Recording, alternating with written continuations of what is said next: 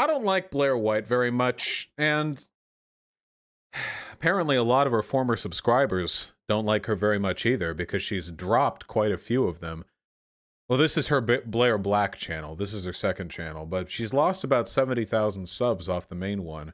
She was very briefly, very briefly, million sub Andy, and then right back down. And that was, of course, because a lot of drama circulating around misinformation that she spread around trans bodybuilder. And really, I don't like Blaire White because it just...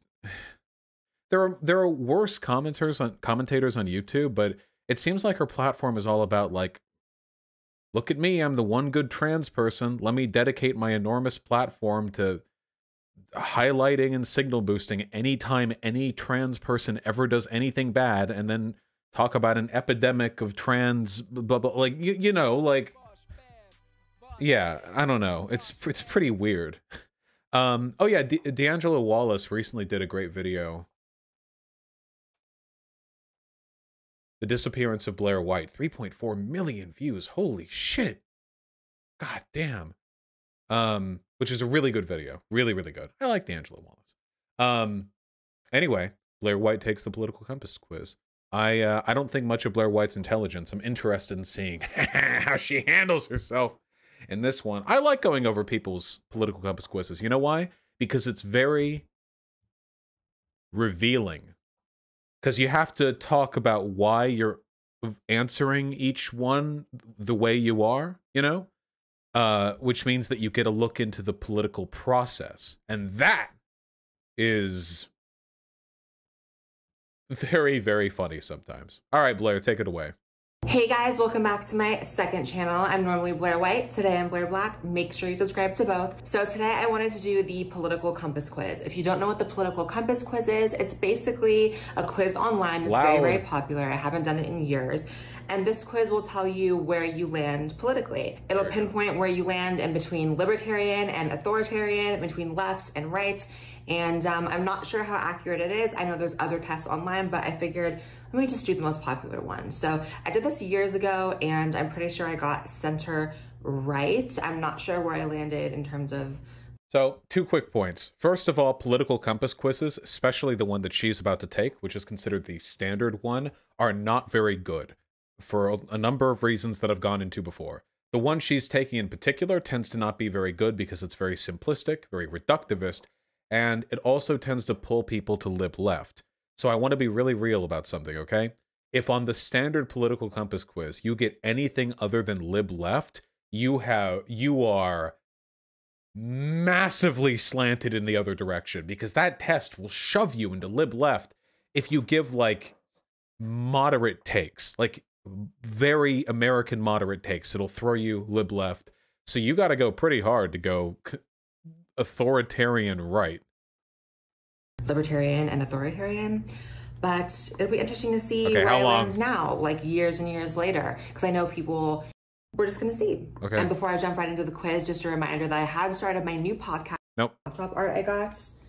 It is so cute. It's me and Bella. Okay, that's cute. Out. I'm obsessed with it. That's cute, though. I have to say, I don't think I would ever get art of myself on anything that I...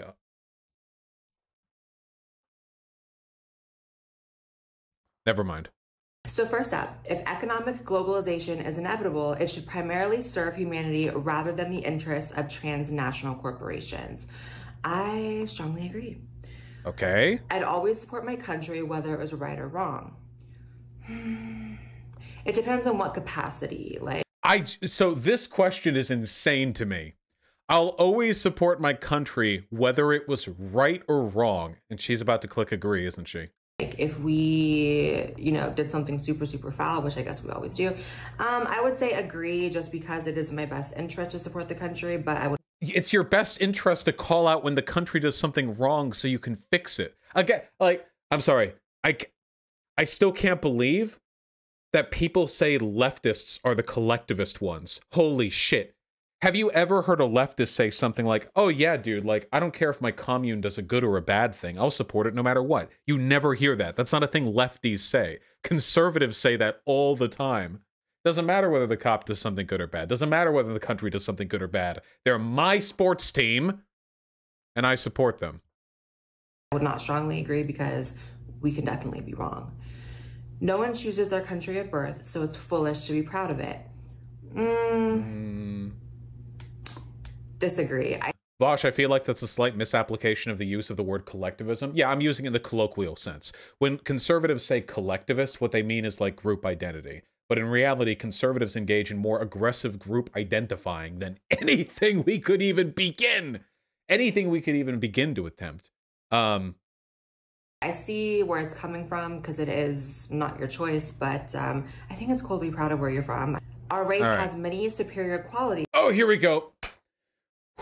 This is the one right here. This is the one where Ben Shapiro and Michael Knowles both deliberated for 30 fucking minutes, okay? Our race has many superior qualities compared to other races. Strongly disagree to strongly agree. What? I don't know. She could get it right. Let's see. Compared with other races. Girl, that is rude. Okay. All right. We swerved. Okay. All right. Outperforming Michael Knowles there by a long one. The enemy of my enemy is my friend. I don't care about this one. Disagree. It's just a military action that defies international law is sometimes justified. I would say agree, because if we have to take out possibly the next coming of Hitler, but it violates some kind of international law, like the ends might justify the means, honey.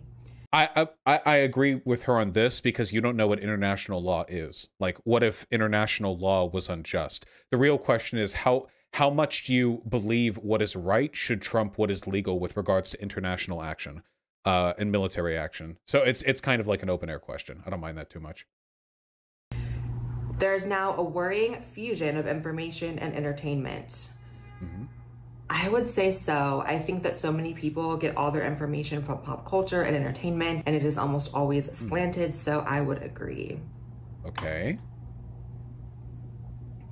People are ultimately divided more by class than by nationality. This is like the Marxist indicator right here. This is the switch you pull, you know. By the way, strongly agree with this one. If you're a poor American, you have way the fuck more in common with a poor Mexican than you do with a wealthy American, okay? If you're a fucking American Appalachian white miner, you are infinitely closer to some undocumented immigrant pulling weeds in a field than you are to Donald Trump. Like, by an unbelievable degree.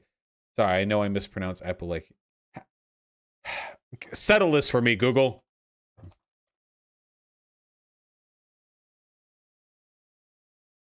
Pronunciation. I don't want to hear it. Appalachian. I hate that. Appalachian. Jesus, fuck. Do you want the British to win? They're supposed to have the monopoly on stupid pronunciations. Is this wrong? This is what Google's saying. Appalachian. Appalachian. Okay. Appalachian.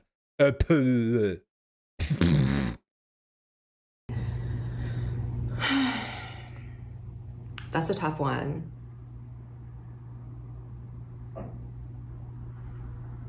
I would agree with that. Hey! All right. Controlling inflation is more important than controlling unemployment. Disagree. Because... Oh, fine. Okay, yeah, fine. Okay, sure. A lot of people... Hold on, really quick. Fed interest rate over time. Or not interest rate. Inflation rate. Hold on. Do we have a chart on that? U.S. inflation rate by year 1929 to...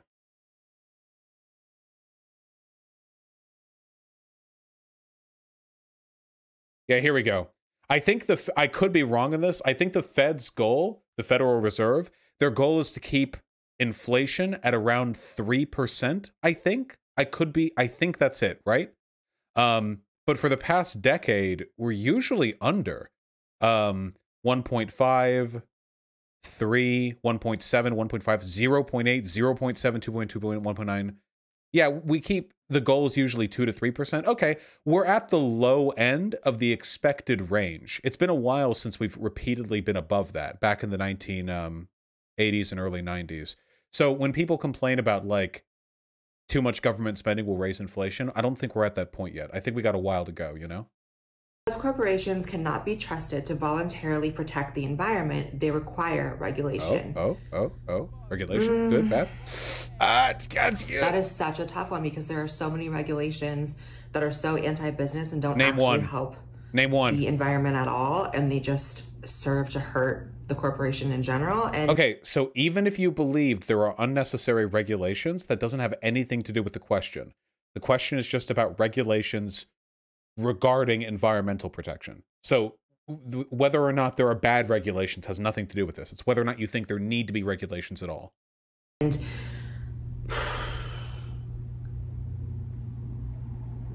I would agree to an extent. Like, we don't want our air being so foul that we can't breathe or go outside like it is in LA. But I have to add the caveat that, like, in general, I am anti-regulation. Okay. Oh, it's not perfect, but okay. Hold on, from chat. Okay, but does a poor American have more in common with a rich American, not like billionaire, but a lawyer, than with a worker in, I don't know, Malaysia? Also, what definition of class? Marxist one? Common one with the middle class? Really weird question. I think in the context of the quiz, they mean classes in, like, general socioeconomic position relative to other people. I doubt they mean classes in proletariat or bourgeois. But, man, does a poor American have more in common with a poor Malaysian than they do, like, a lawyer in America? I think in a lot of ways, honestly, yeah. A lot of, like, poor people's day-to-day life is defined by economic struggle, you know? Like, can I afford this, to get this medical thing looked at? Like, good education for my kids? Like, I need to save up. I can't afford X, I can't afford Y. Oh my God, I hope this noise from my car isn't a problem that I need fixed, like, so on and so forth. I would say, like, those shared experiences, I think, hit deep. And what do you have in common with, like, a lawyer? Like, language, I guess, shared culture. But I think if we want to get, like, reductivist in that respect, I don't know how much those things affect a person's day-to-day life as much as the realities of being a working poor person. But you know, obviously it's subjective in a lot of ways. The goal of that statement is just to get Americans, mostly Americans, to realize they have a lot in common with people around the world. Nationalism is a fucking plague. You need people to recognize that we're all unique individuals, but, like, damn, dude, you're struggling with bills. A lot of people are struggling with bills. A lot of Americans and a lot of people overseas too. So if we can get people to recognize that, maybe we can get people to work together, you know? From each according to his ability to each according to his need is fundamentally a good idea. She's going to say no because it's Marx. She has to know this is Marx. I'm going to be honest, I don't actually know what that means. So oh, well, wait, never mind. I might have... Oh, no! No, she sees him! No, you would have agreed if you didn't know! The principle refers to free access and distribution of goods, capitals, and services. No, I don't agree with that because I'm not a communist. She would have agreed with it if she hadn't known the origin! No, this is what I mean! She says no because she's not a communist. She's not actually rejecting the idea. She's rejecting the people associated with the idea. If she saw a question and it was like, people shouldn't starve to death, agree or disagree, and she Googles, like, people shouldn't starve to death, and, like, oh, the phrase kids shouldn't starve to death was coined by Marxist economist, like, Karl Marx, like, nah, fuck them kids. Disagree. The freer the market, the freer the people. Strongly agree. It's a sad reflection on our society that something as basic as drinking water is now a bottled, branded consumer product. I disagree because we still have free water from the tap, and I do think that's a dumb question, by the way. Even if you're, like, a Marxist, when you get water bottles, you're paying for the plastic and the distribution, not for the actual water. Now, of course, water from the tap isn't free. You pay a water bill. Water from the tap should be free, but yeah. That should be safe, right? Well, actually, I'm pretty sure tap water can't be... In a lot of the world, I'm pretty sure that tap water can't be... Obviously, Flint, Michigan is the obvious example, but even in Los Angeles, I'm pretty sure we were discouraged from drinking the tap water. Land shouldn't be a commodity to be bought and sold. Based in Georgism, pilled. Because I want to be a homeowner someday, honey. Ooh, that's really interesting. The reason she disagrees with that question is because she wants to be a homeowner, not recognizing that if land wasn't a commodity, she would be one by default. If you decommodify land ownership, that doesn't mean that nobody would have a home. It would mean that it's no longer subject to market forces with who gets what. Not a good argument, Vosh? I wasn't making an argument. I just don't... I think a response betrays a misunderstanding of the point. It is regrettable that many personal fortunes are made by people who simply manipulate money True. and contribute nothing to their society. True. No, I mean... By the way, you can be a capitalist, like a hardcore capitalist, and still think it's weird that Wall Street is like... There are a fuck ton of parasitic middlemen who make millions of dollars off of speculation, but without contributing literally anything to the world. Literally nothing. There's no object or service that they provide. If anything, the existence of people like that are kind of a refutation of one of the central tenets of capitalism, which is that market tenants will encourage people to innovate and provide products the market wants. You know? It's not a complete refutation. It's just more of a side note, but I don't think you have to be a communist to think there's maybe something odd about that. If you're a sugar baby or you are in the will, sweetheart, that's how you get it. That's not what we're talking... Wait, hold on. Sugar babies do contribute something to somebody, okay? They are doing something. Because what you're describing is sex work, and sex work is work. What we're mostly talking about right here is like middle managers. No, not managers, because managing is work. Like Wall Street speculation investment stuff, you know? It's how you get it. I'm not mad at it. Protectionism is sometimes necessary in trade. Yeah, sometimes. I would agree. Yeah, okay. The only social... A loud plane. The only social responsibility of a company should be to deliver a profit to its shareholders. This one's irritating because this is the only thing a company can do under capitalism. Even under market socialism, the social responsibility of a company would be to deliver a profit to its shareholders, except the shareholders would be the collective ownership of the means of production. This is just stating a fact as a question. In order to get rid of this, the social responsibility of a company should be to deliver a profit to its shareholders. You have to fuck with the market incentive, and I think that requires a more extensive framework for the question than is posed here. Now, you can absolutely have a state require or allow mandates for companies to have other elements to them. Well, in that case, then the only responsibilities of the company would be to obey the law and to deliver a profit to its shareholders. Because if you set incentives, or if you legislate, or if you regulate, then you would say like, oh, well, actually, you also have a responsibility to the environment, and that's true, but they would do that to the extent that they meet the requirements of the law, and then they would go ahead prioritizing profit for the shareholders.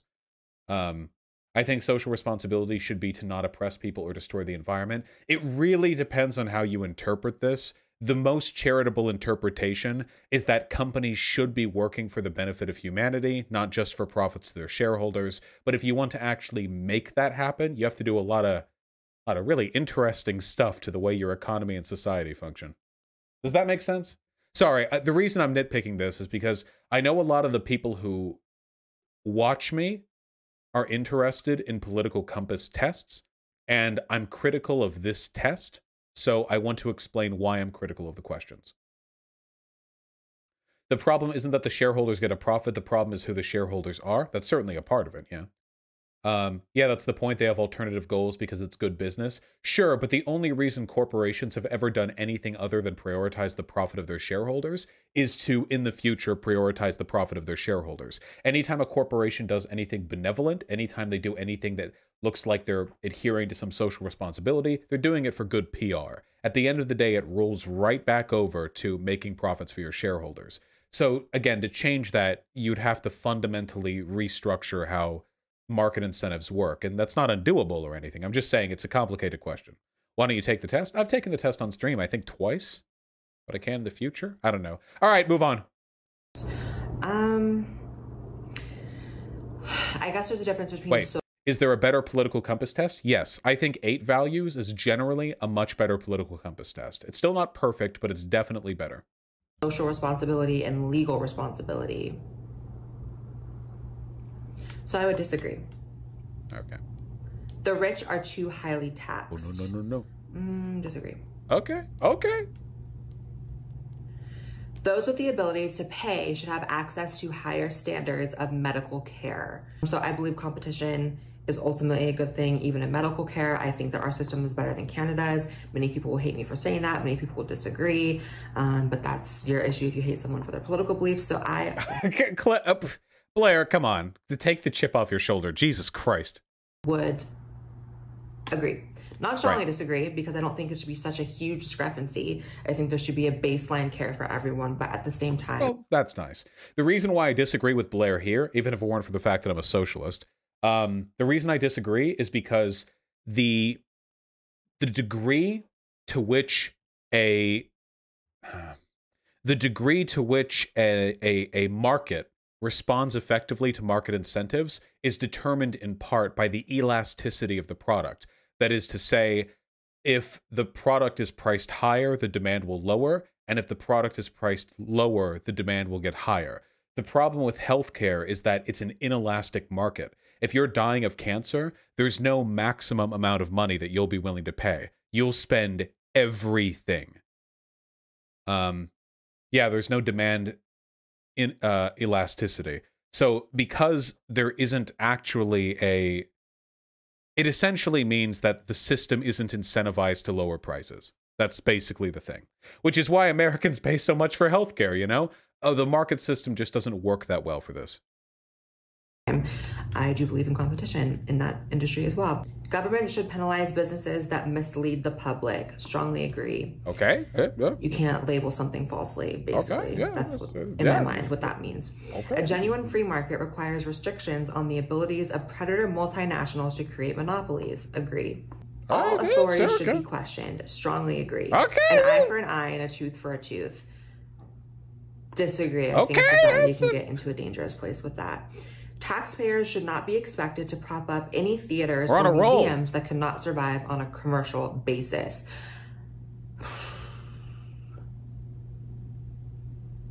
That's a tough one. I would disagree. I'm okay with the government funding certain things that are important to our history. Okay, wait, we're kind of on a roll here. Actually, we're kind of on a roll. I'm totally okay with the government propping up or subsidizing like big culture or big art, you know, because I think that some pieces of culture and art, which may not survive very well in a market economy, are still very, very valuable, you know? Museums, for example, like museums contain a lot of really worthwhile shit, but if they were left entirely to market incentives, then people might get charged to go in. I'll give you an example. There's a museum. It's my favorite museum in the world, and I've been to quite a few.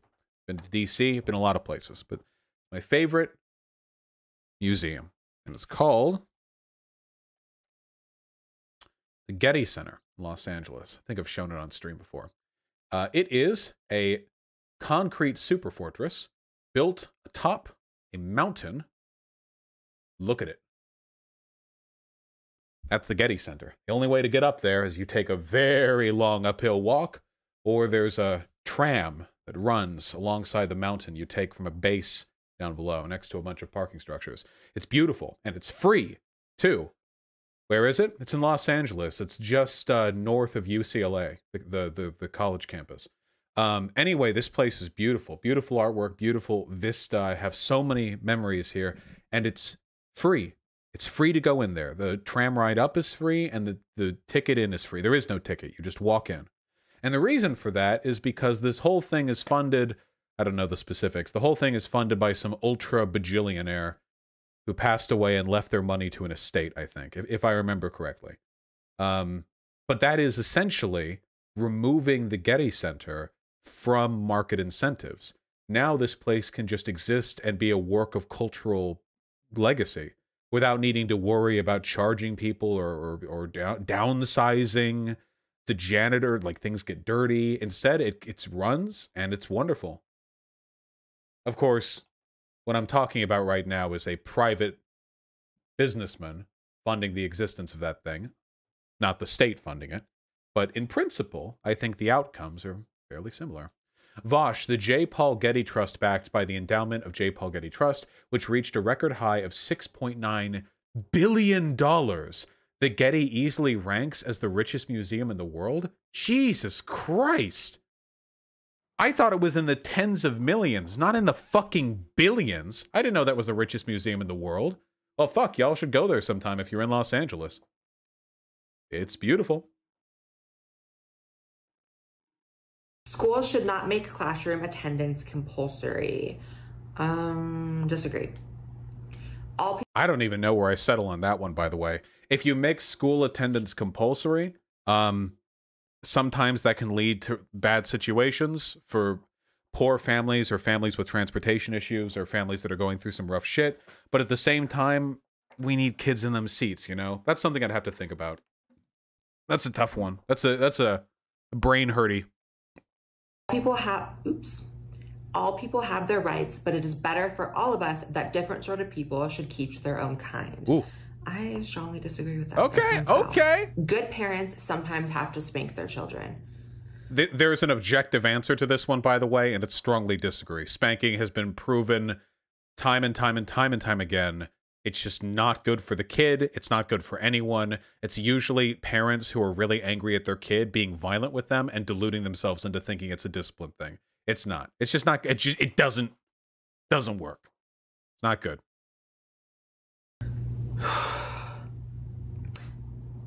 That is such a controversial one. I don't know. Honestly, I would agree. I could see some situations where it's probably the best. Yeah, there we go. It's natural for children to keep some secrets from their parents. Unironically, I think people tend to be pro-spanking if they were spanked and anti-spanking if they were spanked. I think a lot of people just have the mentality of like, well, I went through it and I'm okay. You know, that kind of thing. I remember, fuck, I don't remember where I heard this. Was this on Destiny's stream? I think that he was talking to some child-raising expert or something like that. And she said that she would give parenting lessons to incarcerated fathers or something like that. And she was trying to explain to these incarcerated fathers that spanking ain't good. And the fathers would be like, well, my dad did it to me and I'm okay. And they were incarcerated. Which, I'm not saying that makes you a bad person or anything, but it's just funny they would pull that argument out, you know? I think a lot of people are just, you know, very, they don't want to implicitly condemn their parents for doing it to them. Of course, strongly agree. I kept mad secrets from my parents. Oh, okay, sure. And I was also never spanked, so I don't know what that tells you. Oh, well, never mind about my analysis. Processing marijuana for personal use should not be a criminal offense. Strongly agree. Legalize weed everywhere. The prime function of schooling should be to equip the future generation to find jobs. I would agree, but not strongly agree. Obviously, I think children should still learn about abstract concepts and art. But I think, obviously, yeah, everyone should be prepped to have a job, because that's my biggest gripe with school, is that school does not prepare you for the real world. People with serious... Well, you can prepare a person for the real world without treating education like a job factory, you know? I think... So, schools should prepare people to develop vocational skills. I think that's good and fine. But the goal of schooling is to enlighten and to educate and empower the kid, not just to serve as a resume booster. But she seemed to mostly acknowledge that, so... Yeah. Inheritable disabilities should not be allowed to reproduce. Oh my God. No. I would disagree with that. The most important thing for children to learn is to... I was hoping to hear why she didn't strongly disagree. Maybe she thinks there are some instances where eugenics is justified. Wonder what. Accept discipline. I disagree with that because I feel like it made me all the better person that I grew up always questioning authority. As I look at half these people that are walking around today just so blindly following leadership, no matter how poor it is, like, I think there's a correlation between people who like maybe misbehaved as children and teenagers and people who are for more limited government. I know that sounds crazy, but for me, I'm very much distrustful of anything that comes out of the mouth of any government official. And I feel like that's a good thing. I feel like all these people who are just like drones who just like blindly follow leadership. And keep in mind that she does like Donald Trump, okay? By the way, I honestly think she's doing in my opinion, I think she's doing much better than I expected. But we are talking about a Trump supporter. So in her head, whatever she's got going on, whatever she's thinking of, free thinker, question authority, it led to a Trump vote. So this is still better than I thought. Never question anything are scary. So, you know, yeah, that was a bit of a tangent. There are no savage and civilized people. There are only different cultures. I think there are savage cultures, and I think that there are less. This is another question that I really fucking hate, by the way, because I hate this question because there's a way you can answer both directions and be totally justified, okay? If you define savage as anti-LGBT, anti-transgender, anti-democracy, and civilized as believing in like you know, egalitarianism and freedom and free speech and what have you, if that's what you're filling in your head there, then sure, yeah. You know what? I think American culture is better than Saudi Arabian culture. 100%, yeah. I think that Saudi Arabian culture is fucking barbaric, the way they treat women and what have you.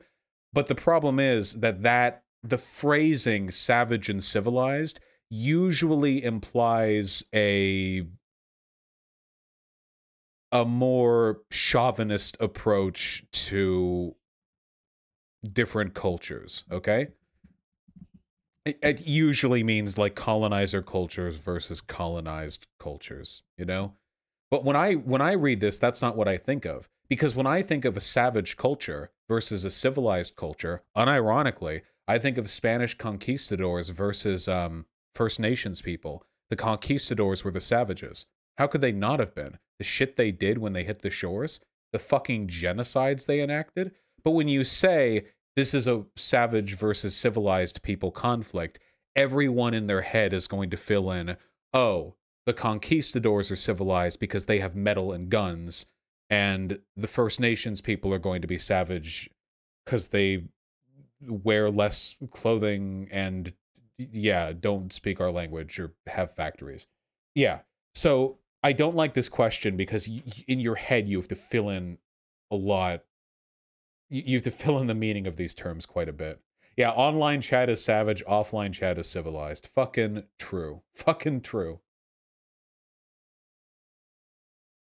Learning Mexican history, always ask this shit to your teacher, Lamau, why were they the ones called savages? Oh, yeah, true. When you actually read about the shit that, like, the conquistadors did, or any of the Spanish Inquisition or the Crusades, or any of this shit, you're thinking like, wait, we were the civilized ones bringing civilization to the other cultures? How the fuck did that narrative get out there? Well, hold on. Don't know about that one. But those are the narratives we're taught, you know? Okay, but it's saying peoples, so it's essentially asking if it's an inherent trait. That is true. It's saying peoples rather than cultures or countries does feel like it's implying an inherent or like an essentialist perspective here. And if that's the perspective you're reading, then the answer, of course, is no. There are no savage or civilized peoples. There might be savage or civilized cultures, but again, even that depends on what words you're filling in the blanks with. I'm more interested in hearing her explanation for her answer than her answer itself. Does that make sense? I'm more interested in hearing why she answers what she answers. Civilized cultures, like there are cultures where 9-year-olds are married off to 45-year-old men. Right. Okay, so I would disagree. That'd be America almost. There are a lot of child marriages in America. I'm definitely not a cultural relativist. Okay. So again, it could all be dog whistles, but it seems like she's thinking of this as a culture thing rather than a people's thing. In which case, I think the answer that she gave is defensible. Okay, just trying to be charitable, you know? Those who are able to work and refuse the opportunity should not expect society's support. We're able to work and refuse the opportunity. I would strongly agree with that. When you are troubled, it's better not to think about it, but to keep busy with more cheerful things. My theory, by the way, is one of the strongest indicators of conservatism is answering agree or strongly agree on this one. When you're troubled, it's best not to think about it, but to be busy, or to keep busy with more cheerful things. I think this is very often answered in the affirmative by conservatives because they don't like introspection. I would strongly agree. Yep. At least in my experience. First-generation immigrants can never be fully integrated within their new country. I would probably agree. I feel like there's more integration that happens over time. So like second-generation immigrants will be more integrated. I think that's just natural. I think they can be heavily integrated, but fully integrated, probably not. She could be completely right on this one. It just depends on your definition of integration. If you're born in another country and you live there for 20 years and then you come to a different country, you're always going to carry some of that initial upbringing with you. I can move to any country in the world, spend the rest of my life and die there, but in my heart, I'm a fucking American, okay? In here! But if I have kids in that country, those kids are going to be full on whatever country I'm in, they're going to be that, you know? The real question is, for first-generation immigrants, can they integrate to the extent to which they're beneficial to this country? You know, that's the real question. And to me, the answer for that is instantly yes. Even if a first-generation immigrant barely learns the language and just comes over here and just gets a job, you've already passed the threshold. You're already past the goalpost. I do think that immigrants should probably learn the language of the country that they move to. They tend to form enclaves, depending on the community, and not because they can speak with other people from their country, but their kids are going to grow up learning English, and, you know, I've just never been afraid of immigration. Can you please elaborate on why conservatives dislike introspection? Well, it has to do... It's one of the tenets of fascism as laid out by Umberto Eco, that a cult of action is built by fascism, that you want to promote action for action's sake, and that thinking and self-checking and double-checking, self-guessing, this tends to invite types of thoughts which are antithetical to the aims of conservative movements. You know? Does that make sense? So I think that conservatives tend to avoid introspection. Not always, I mean, not all the time, but it's a tendency that I've noticed. What's good for the most successful corporations is always ultimately good for us. Strongly disagree. Okay, all right. No broadcasting institution, however independent its content, should receive public funding. Strongly agree. I don't like the concept of state-run media at all. Our civil liberties are being excessively curbed in the name of counterterrorism. Strongly agree. Okay. A significant advantage of a one-party state is that it avoids all the arguments that delay progress in a democratic political system. Agree. Although the electronic age makes official surveillance easier.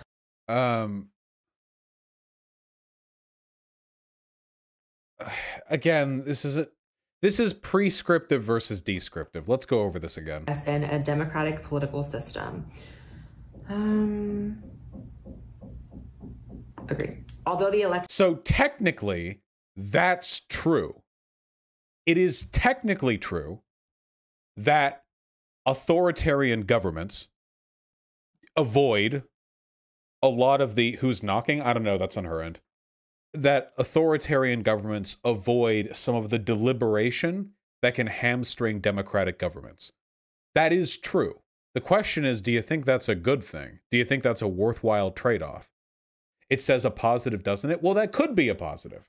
You're being very, very charitable to Blaire White. Well, I think that only through charitability can you really be critical of a person. If you're uncharitable in your criticisms, you don't know which are legitimate and which aren't. But it is a positive of authoritarian governments that they can do X, but that doesn't necessarily mean you think that it's good that they can do that, or that you think that is worthwhile with regards to actually getting those. Destiny's watching your stream and calling you out for profiting off others' labor by streaming. Ah, well, he's profiting off of me, profiting off of Blaire White, profiting off the person who made this website, who was probably profiting off a set of questions that were submitted to them by colleagues. So, listen, we're in the wormhole now. Who's the site hosting the political compass test? We got to get more people in this train. It's the human centipede of content creation. Electronic age makes official surveillance easier. Only wrongdoers need to be worried. Strongly disagree. Good. Again, that's that commie shit. Well, okay. No, hold on. That commie shit. Honestly. Offending me. The death penalty should be an option for the most serious crimes. Probably going to say yes, based on her language during such a difficult one. Oh? If it's concrete, like if you are on camera, like raping or murdering someone, like honestly, I would agree. In a civilized society, one must always have people above to be. That could be a lot worse. The standard conservative answer is, yeah, hang them up. Do something bad. Hang them up. Yeah, gotta kill some folks. Yeah. That's the standard conservative answer. If we're moving to only in the most obvious and extreme cases. All right. Be obeyed and people below to be commanded. That's that like anti-authority thing in my mind. That's I would good. say in general, not strongly agree because I don't want that, you know, presence to be super strong, but obviously there has to be rules in society for it to function. It can't just be the wild, wild west and like murder is allowed and, you know, whatever. Abstract art that doesn't represent anything. So the nice thing about a democracy is that you can institute rules, regulations, laws, and codes without necessarily kowtowing to authority. Hypothetically, in a perfectly democratic society, obeying the law is actually an act of populist democratic engagement, because the law is a near perfect reflection of the desires of the population. This is a bit of a simplification, but like, I don't think that believing that laws should exist, which I do, and I think the vast majority of people do, necessarily means that you must have people above to be obeyed and people below to be commanded. Remember, when you vote for somebody, elected representatives don't command you. They work for you. Your politicians, now this is of course very idealized, but the politicians that you vote for are technically beneath you. You put them there. Now, of course, in practice, they have far more power than an average democratic citizen, but I think it's an important distinction here. It shouldn't be considered art at all. Oh, this is the fascism question. Abstract art that doesn't represent anything shouldn't be considered art at all. Fascists despise abstract art. I don't know why. It's like they're garlic for vampires.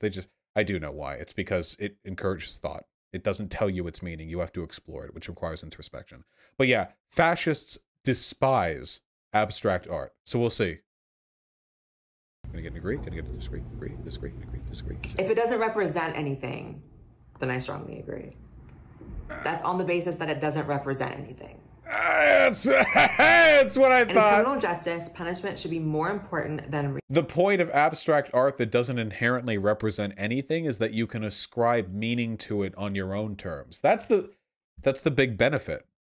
Isn't Kyle Kalinske against abstract art? Well, a lot of people are against abstract art, but I think that question is actually a really strong indicator of not authoritarian beliefs, of the type of person who would say that they're against degeneracy. Does that make sense?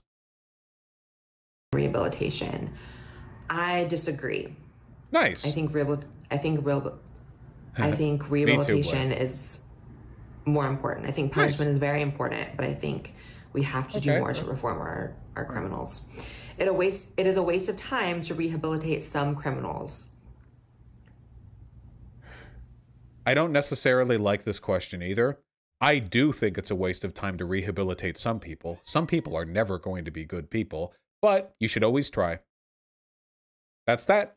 Sometimes there's no point, but you should always try anyway. The state should always try to rehabilitate.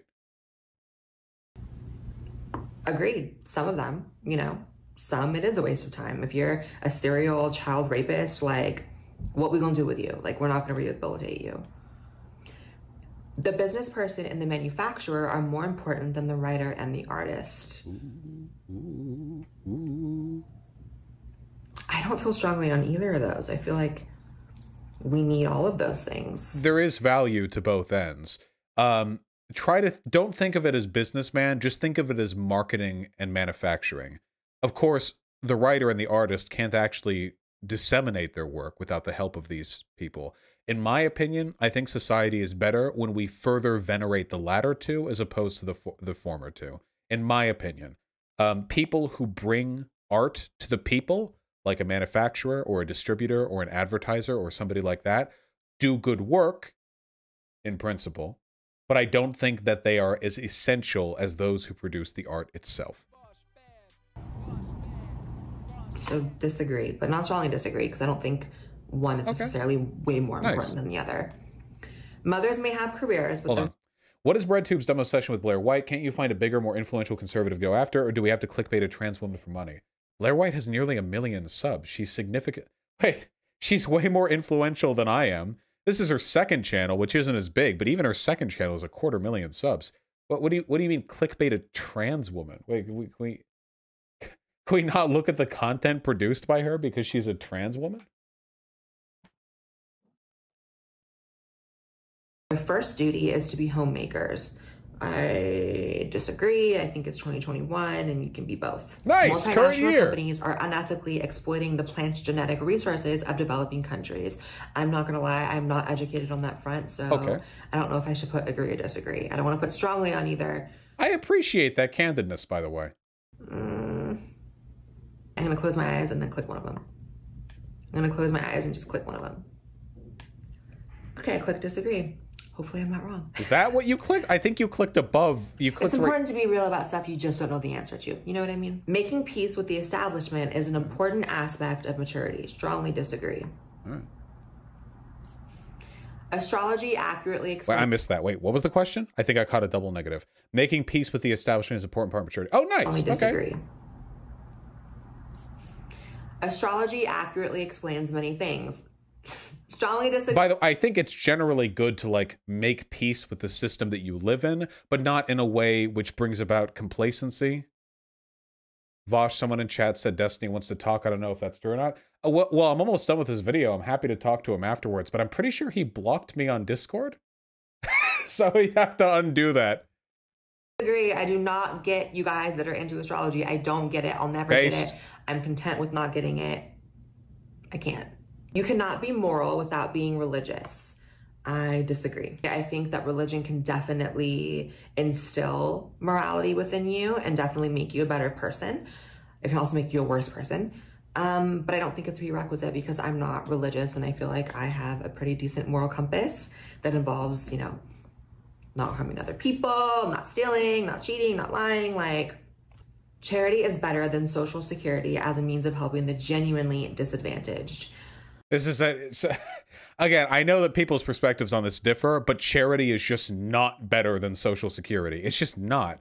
Charity is decentralized, it's unreliable, it suffers from a lack of a scaling, you know, whereas a government program appropriately funded can do far, far, far more.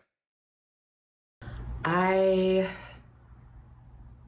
disagree. I don't think charities necessarily go far enough. Damn, I think in Blaire. an ideal world, it definitely would. But I think if there are people who are genuinely disabled, there should be some level of help for them from the government. Some people are naturally unlucky. Disagree. I don't really believe in luck. I think like the universe just happens to all of us and whatever happens, happens. Right. It is important that my child's school instills religious values. Disagree. Some you can, but some please don't. It's not that important to me. Sex outside marriage is usually this is the last page, and I think it's just about social issues. I would disagree. A same-sex couple in a stable, loving relationship should not be excluded from the possibility of child adoption. I strongly agree. Pornography depicting Fucking child adoption. Sex outside marriage usually moral. Okay, disagree. Fine. I strongly agree. Pornography depicting consenting adults should be legal for the adult population. I strongly agree. Okay. What goes on in a private bedroom between consenting adults is no business of the state. Okay, it says consenting adults, so the question is clearly about sex, not about, like, what if two consenting adults bring a third adult in and murder them? Strongly agree. No one can feel naturally I don't know about the homosexual. knocking, sorry. Strongly disagree. These days, openness about sex has gone too far. Actually, strongly agree with that. There we go. Y'all be like really nasty talking about shit publicly you shouldn't talk about. All right, let's see where I stand. Okay, that makes sense. Center right, definitely more towards libertarian than authoritarian. That makes complete sense. Huh. You know, I'm not gonna lie. Based on the answers that she provided, I actually would have expected her to be further down the lib-left hole. The questions...